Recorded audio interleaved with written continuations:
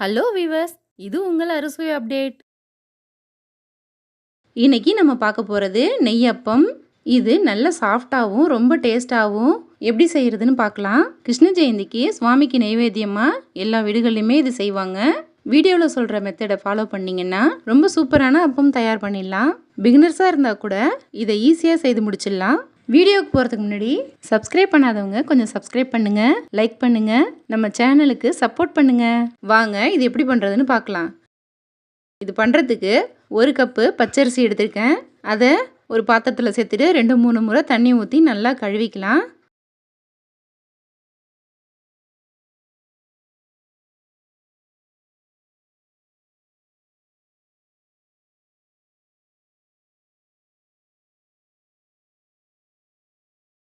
திரும்பவும் தண்ணி ஊற்றி ஒரு 2 மணி நேரம் ஊற வச்சிடலாம்.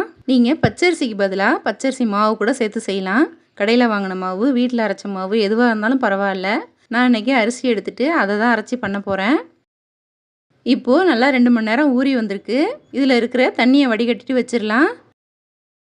இப்போது வெல்லம் ரெடி பண்ணி வச்சுக்கலாம். அதை ஒரு பாத்திரத்தில் அரிசி அளந்துற அதே கப்பில் 3/4 கப்பு வெல்லம் எடுத்திருக்கேன். நுணுக்கிட்டு சேர்த்துக்கோங்க, அப்போ தான் அளவு சரியாக இருக்கும். அதை சேர்த்துட்டு 1 கப்பு தண்ணி ஊற்றி இது நல்லா வெல்லம் கரையிற வரைக்கும் கொதிக்க வச்சிடலாம். இதில் மண்ணு தூசி இருக்குங்கிறதுனால நம்ம கொதிக்க வச்சு கரைச்சிக்கலாம். நல்லா கொதிச்சு வந்து வெல்லம் நல்லா கரைஞ்சிடுச்சு. இது அப்படியே இருக்கட்டும், இது ஓரளவு ஆறட்டும். இப்போது ஒரு மிக்சி ஜார் எடுத்திருக்கேன். இதில் சேர்க்கறதுக்கு 2 பெரிய வாழைப்பழமாக எடுத்திருக்கேன். நீங்கள் சின்ன வாழைப்பழமாக இருந்தால் இன்னும் 2 சேர்த்துக்கோங்க. இதை சின்ன சின்னதாக கட் பண்ணிட்டு மிக்சி ஜாரில் சேர்த்துக்கலாம்.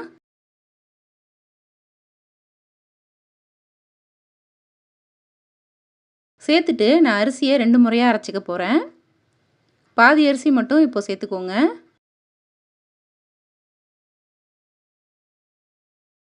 சேர்த்துட்டு நம்ம வெள்ளைக்கரைசல் ரெடி பண்ணி வச்சுருந்ததை இதில் பாதி சேர்த்துக்கிறேன். இதையும் சேர்த்து நல்லா அரைச்சிட்டு வந்துடலாம். அரிசி நல்லா நைஸாக அரைப்படணும், அது போல் அரைச்சிக்கோங்க. இப்போ நல்லா அரைச்சிட்டு வந்துட்டேன். நல்லா நைஸாக இருக்குது பாருங்கள். இதை ஒரு பாத்திரத்தில் சேர்த்துக்கிறேன்.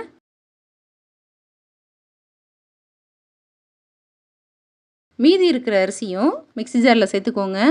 இது கூட அரை மூடி துருவின தேங்காய் சேர்த்துக்கிறேன். மீதி இருக்கிற வெள்ளை தண்ணியும் இது கூடவே சேர்த்துக்கிறேன். நல்லா வடிகட்டிகிட்டே சேர்த்துக்கோங்க. இதையும் அது போலவே நல்லா நைஸாக அரைச்சிக்கலாம். இப்போது அரைச்சிட்டு வந்துட்டேன். அதையும் அது கூடவே சேர்த்துக்கிறேன். கொஞ்சமாக ஜாரில் தண்ணி சேர்த்துட்டு இதிலே சேர்த்துக்கிறேன். நம்ம என்ன இனிப்பில் செய்தாலும் கொஞ்சமாக உப்பு சேர்த்து செய்யும்போது தான் இனிப்பு அதிகப்படுத்தி காமிக்கும். இதில் 1/4 டீஸ்பூன் அளவு உப்பு சேர்த்துக்கோங்க. நல்லா கலந்து விட்டுடலாம். இது ஒரு 4லேருந்து 5 மணி நேரம் புளிக்க வச்சிடணும். அப்போ தான் நம்மளோட அப்பம் ரொம்ப சாஃப்டாக வரும். இது ரொம்ப இட்லி மாவு பதத்தில் இருக்கக்கூடாது, தோசை மாவு பதத்தில் இருக்கணும். நல்லா கலந்து விட்டுட்டு ஒரு மூடி போட்டு மூடி அப்படியே வச்சுருங்க.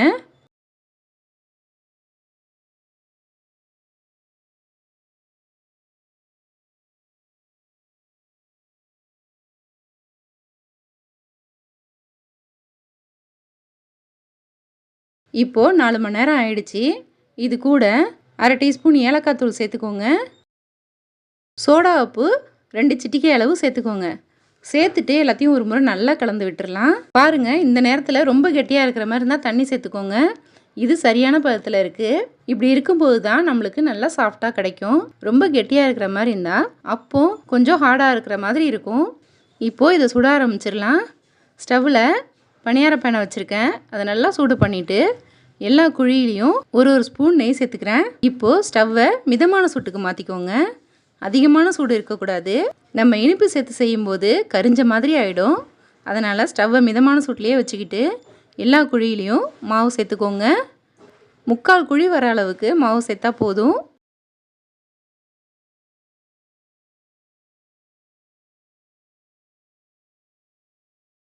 இப்போது மேலே கொஞ்சம் மாவாக இருக்கும்போதே இது போல் திருப்பி விட்டுக்கணும்.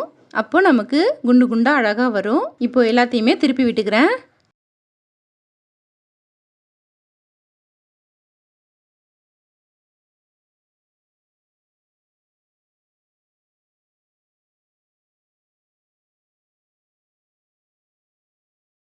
இப்போது அப்பம் வெந்து ரெடி ஆகிடுச்சு.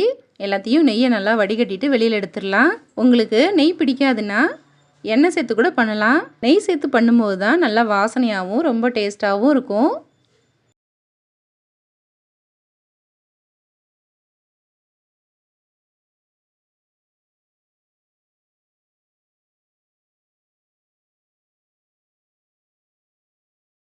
இது போலவே மீதி இருக்கிற மாவுலையும் அப்பம் செய்துக்கலாம்.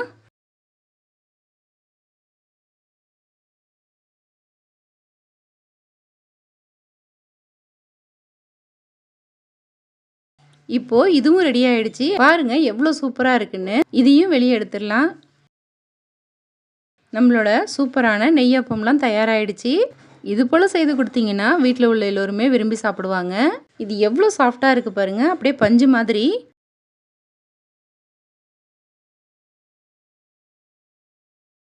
நீங்களும் இதை ஒரு முறை ட்ரை பண்ணி பாருங்க.